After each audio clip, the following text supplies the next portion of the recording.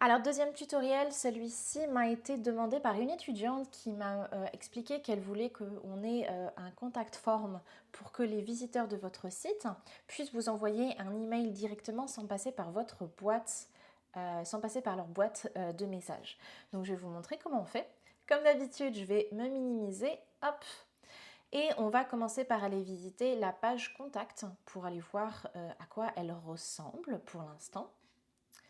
Donc la page contact que j'ai créée avec un wireframe super basique, hein, mais bon, Contact Us. Et donc comme vous pouvez le voir, la personne, le visiteur, peut simplement choisir de faire un copier-coller de son email, puis aller dans sa boîte mail pour vous envoyer un email. Donc ça, c'est une option première. Mais si ça se trouve, ce que vous voulez, c'est vraiment une boîte où la personne peut mettre le sujet d'un message, puis décider de vous envoyer un mail directement. Pour cela, il faut que vous installiez un widget en particulier. Alors, je vais vous montrer les différents widgets.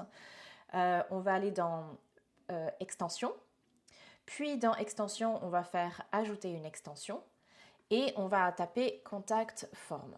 Comme vous pouvez le voir, il y aura énormément de résultats. Contact Form Set, c'est une première option. WP Form, c'est une deuxième option. Il en existe des tas et des tas d'autres. Ninja Form, c'est une autre option. Moi, je vais vous montrer la plus minimalistique. Cela dit, je tiens à dire que j'aime beaucoup WP Form parce que ça permet de customiser l'écriture, notamment la langue. Alors que Contact Form, par défaut, ça vous permet d'avoir des options en anglais seulement. Moi, mon site est en anglais pour l'instant, donc je vais essayer d'oublier le fait qu'il n'y a pas d'option en français pour l'instant. On va cliquer sur installer. Mais grosso modo, ils marchent tous de la même façon. Donc vous installez votre extension. Maintenant que ça a été fait, si vous allez dans les settings par exemple, vous pouvez voir en effet que votre contact form est ici et elle a été faite par défaut directement. Donc tout va bien. Mail, voilà, qu'est-ce qu'ils vont vous proposer? To, from, subject, message body, message, voilà, et additional settings. Ok, donc ça fait partie des options que vous pouvez changer directement dans le back-end. Mais nous, on va voir comment l'implémenter dans la page directement. Donc quand vous cliquez sur page et que vous allez dans votre page contact, on va essayer de trouver une petite place. Là, je vois que par exemple, on a une image vide. On va l'effacer. Et on va aller dans nos widgets et on va cliquer sur Contact. Toutes ces widgets sont associés à des extensions en particulier. Donc on a parlé de Ninja Form, WP Form, c'est un autre que j'aime beaucoup. Mais qu'est-ce qui se passe si vous l'installez? Il va vous dire Ah, is not installed. Pourquoi? Parce qu'il faut que tu installes WP First. D'accord? Donc ce qu'on va faire, c'est qu'on va utiliser Contact Form 7.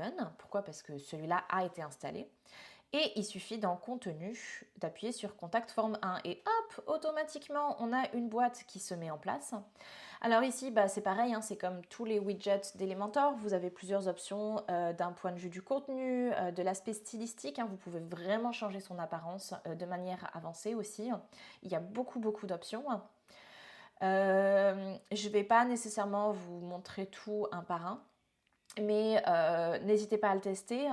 Au niveau du style, ce que vous pouvez faire, je pense que ce sont les labels. Imaginons vous restez en anglais puis vous voulez les effacer. Vous pouvez simplement les mettre en blanc.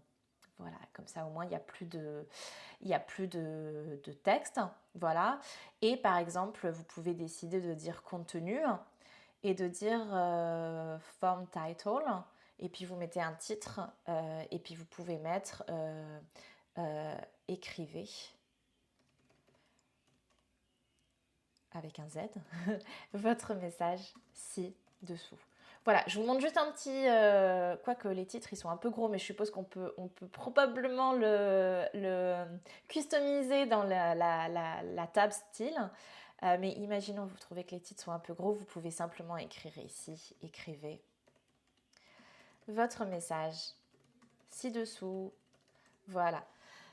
En mettant les différents labels, voilà. On peut tout simplement aussi soumettre les différentes. Donc vous pouvez choisir quelle boîte vous voulez mettre. Si ça se trouve, vous voulez pas qu'il y ait de sujet de message, vous voulez juste que la personne elle mette juste son email par exemple, ou juste sa boîte de message. Sachez que tout est customisable. Donc ça c'est un premier plugin que je vous propose de découvrir, Contact Form 7.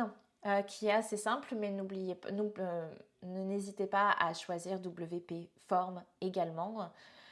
si jamais vous voulez des options avancées ou plus de paramètres de configuration, notamment à ce qui a trait à la langue. Voilà, merci pour votre attention pour ce second tutoriel et on va passer au prochain.